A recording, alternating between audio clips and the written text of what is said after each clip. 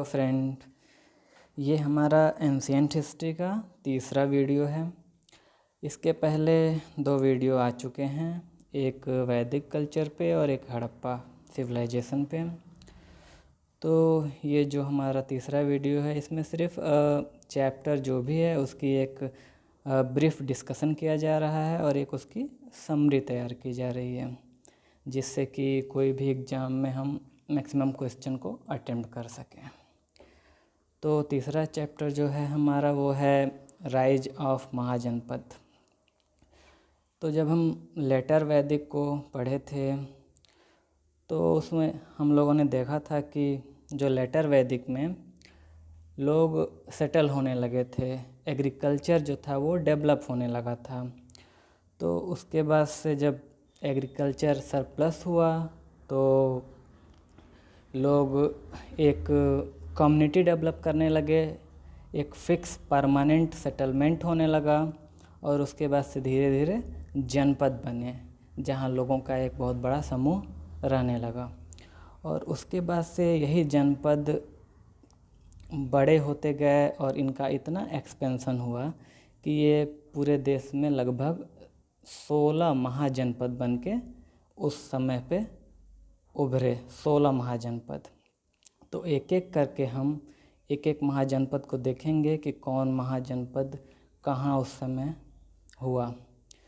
तो 16 महाजनपद तो हमारे लिए पढ़ना इम्पोर्टेंट नहीं है, लेकिन कुछ इम्पोर्टेंट हैं। लेकिन फिर भी हम 16 को कम से कम जानें कि वो कहाँ था, उसका लोकेशन क्या था और उसका कैपिटल क्या था। तो इसलिए इसमें एक चार्ट प्रिपेयर करके इसमें रखा गया है, ताकि आप एक जगह महाजनपद के नाम और उसका कैपिटल और उसका जो लोकेशन है वो सारी चीज़ें आप देख सकें। तो अंग महाजनपद, इसका जो कैपिटल था वो चंपा था और मॉडर्न जो लोकेशन है वो मुंगेर, भागलपुर। उसके बाद से मगध तो बहुत ही इम्पोर्टेंट है, इसको हम थोड़ा सा डिटेल में देखेंगे। लेकिन अभी इस समय मगध जो है था उसका कैपिटल था राजगीर और मॉडर्न लोकेशन जो है उसका गया है। फिर उसके बाद से काशी आप जानती हैं, बनारस। फिर वत्स, कौशाम्बी वाला जो एरिया है इलाहाबाद का। उसके बाद से कौशला जो है वो ईस्टर्न उत्तर प्रदेश, श्रावस्ती वाला जो क्षेत्र है। सौरसेना या सुरसेना जो भी है वो मथुरा वाला क्षेत्र था। पांचाल जो है वो वेस्टर्न यूपी का क्षेत्र है। और कुरु, इंद्रप्रस्थ, मेरठ का जो क्षेत्र है। और मत्स्य, विराटनगर, जयपुर का जो क्षेत्र है। और चेदी, बांदा वाला जो क्षेत्र है, बुंदेलखंड वो। और अवंती है उज्जैन का जो क्षेत्र है मध्य प्रदेश में।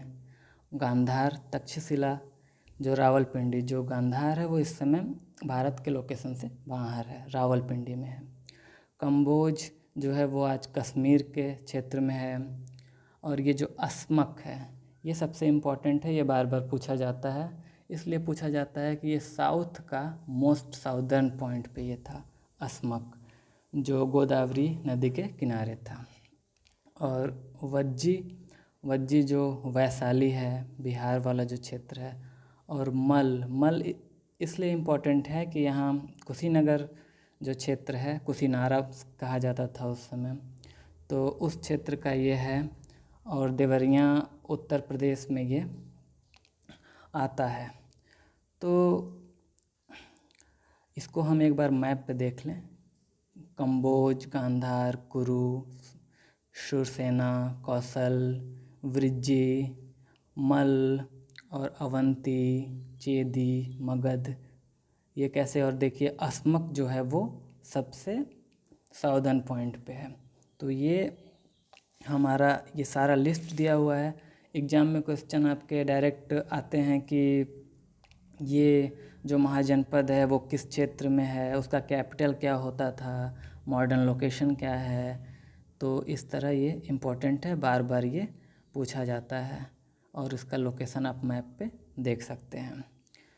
तो महाजनपद और जो बुद्धिज़्म और जैनिज़्म है उसका जो टाइम पीरियड है वो लगभग सेम है, 600 BC से 300 BC तक। तो जो महाजनपद है उसके समकालीन ही ये बुद्धिज़्म और जैनिज़्म का शुरुआत हुआ है। तो जब हम महाजनपद को पहले देख लेंगे उसके बाद से हम बुद्धिज़्म और जैनिज़्म को देखेंगे। और जो महाजनपद है उसको सेकेंड अर्बनाइजेशन कहा जाता है, क्योंकि फर्स्ट अर्बनाइजेशन जैसे हम जानते हैं कि हड़प्पा पीरियड को ही माना जाता है। तो 16 महाजनपद जो हैं इनका जिक्र कहाँ से होता है, तो जो अंगोत्तर निकाय करके एक बुद्धिस्ट लिटरेचर की बुक है वहाँ हमें मिलता है कि 16 महाजनपद हुआ करते थे, जिसमें से 4 इम्पॉर्टेंट महाजनपद हुए, जिसमें मगध, वत्स, कौशला, अवंती, ये चारों के चारों सबसे इम्पॉर्टेंट महाजनपद हुए। तो सबसे पहले हम वत्स के बारे में देखेंगे। तो वत्स के जो किंग थे उदयन करके वहाँ पे एक किंग थे, तो बाद में अवंती के द्वारा उसको एनेक्स कर लिया गया। अवंती के जो राजा थे प्रद्योता, उन्होंने उदयन करके जो किंग थे उनके डॉटर से मैरी करके और उसको एनेक्स कर लिए।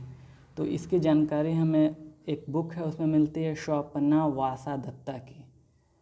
उसके बाद से कौशला के बारे में हम देखेंगे। तो जो कौशला के किंग थे प्रसेनजित, उन्होंने मैट्रिमोनियल अलायंस यानी कि वैवाहिक संबंध मगध से स्थापित किया।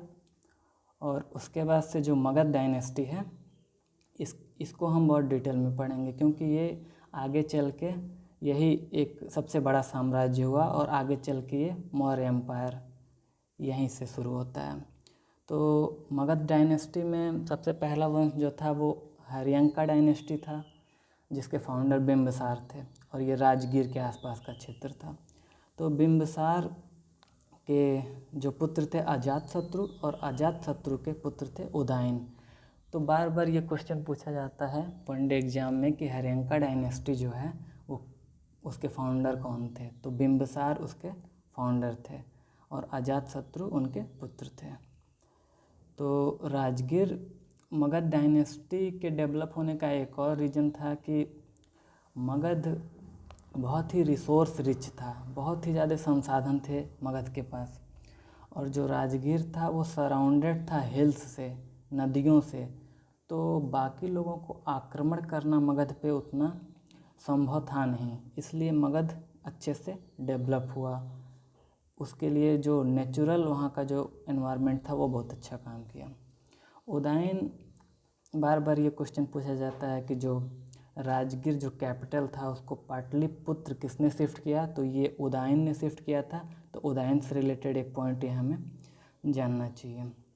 और अजातशत्रु जो कि बुद्धिज़्म के बहुत बड़े फॉलोअर थे और फर्स्ट बुद्धिस्ट काउंसिल से इनको जोड़ के देखा जाता है, इन्होंने ही फर्स्ट बुद्धिस्ट काउंसिल को कराया था। उसके बाद से हरियंका डायनेस्टी के बाद से मगध पे शिशुनाग वंश आया। शिशुनाग वंश में जो फाउंडर थे शिशुनाग थे और उनके पुत्र जो कालाशोका।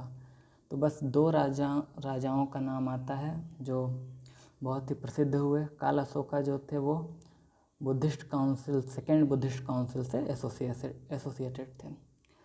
फिर नंदा डायनेस्टी आती है और इसमें तो 10 से ज़्यादा राजा हुए, लेकिन मेन जो महापद्मनंद थे वो इसके फाउंडर थे।